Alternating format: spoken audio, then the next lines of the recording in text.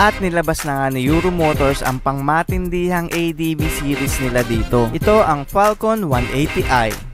Yes, 180cc ito. Kaya niya kayang sibakin yung unang 1ADV series. Meron siyang 18.5 kW of torque at 17.2 Nm. Single cylinder at syempre 4 valves na rin ito. Napaka-pogi talaga ng unahan nito. Napansin ko kagad yung tuka niya na parang big bike na adventure type. Meron siyang dalawang suspension dito at naka-sub tank na rin siya.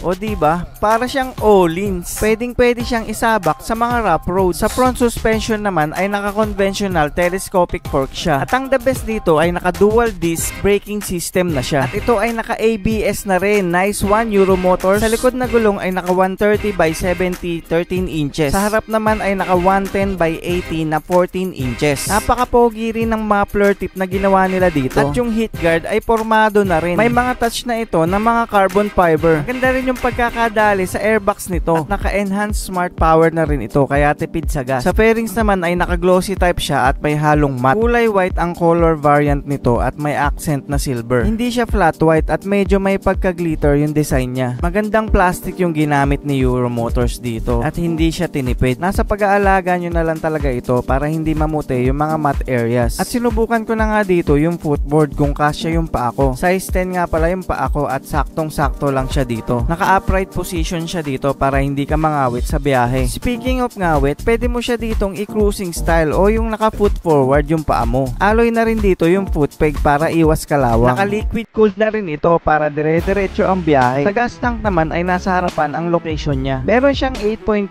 liters fuel capacity. Meron na rin siyang lagayan dito para sa gas cap para iwas hassle. Spring-loaded na rin yung cover. Naka-split grab bar yung ginamit nila dito. At puno ng carbon fiber yung taas ng taillight niya dito. O diba, carbon lodi. Magsasawa ka talaga sa puro carbon made ni Falcon. Camelback na yung ginawa nila dito para sa upuan na para bang aftermarket yung pagkakadali. Naka-double stitch na ito at magandang leather yung ginamit dito. At isa pang magandang feature na ginawa nila dito sa upuan ay spring-loaded na. Pwede mo siyang buksan ng halfway. O diba, parang pang motor show. Pwede mo rin siyang buksan ng sagad nang hindi inaalalayan. Kaya malaya kang makakagalaw sa compartment. Meron siyang decent size para sa mga gamit mo dito. Hindi kasya ang full face helmet dito. Sa compartment naman sa taas ay spring-loaded na rin ito para ito sa mga makakalimuting magsarado. Meron din siyang mobile charger para sa mga long ride nyo. Standard charger ito na may 5 volts at 2 amperes. Naka-external signal light si Falcon dito. Rigid siya at hindi flexible. Naka-LED na lahat ang ilaw ni Falcon dito. At kung mapapansin nyo, napakaangas ng rear light niya dito. Ganon din sa brake lights. Napakaliwanag at kitang-kita sa daan. Kahit naka-side view ay kitang-kita mo agad siya. White LED ang ginamit nila dito para sa plate light at isang mahabang reflector. At sa harapan naman ay sobrang ganda ng DRL niya dito. Napakaganda ng itsura at forma. Tamang-tama sa tindig niya. Napakaliwanag nito sa personal at solid na solid yung ilaw niya. Meron siyang 3 guhit dito sa gitna na walang maihahalin tulad sa iba.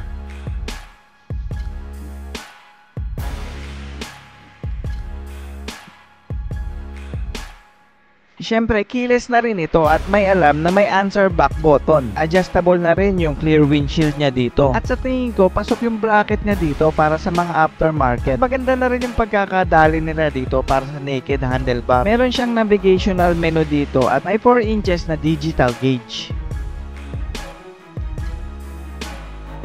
Sa left handlebar ay may low and high beam, may hazard na rin ito, left and right turn signals at horn button. At syempre meron na rin itong passing light. Malaking bagay ito sa mga biyahe. Sa kanan ay meron na siyang idling stop na pwedeng mamatay yung makina pag nakastop ka. Pwede mo rin patayin yung headlight dito. Pero dito sa atin, kailangan nakabukas lagi ang ilaw kahit sa umaga. Hindi ito full detailed review kasi hindi pa natin natetest ride. Ilalabas ito ni Euro Motors sa month of May or June na may price market na 129,900. Sa tingin nyo ba, sakto ang price para sa kanyang specs? Para sa akin, sulit na ito dahil dual disc brake at ABS na siya. At baka ito na ang motor na para sa'yo.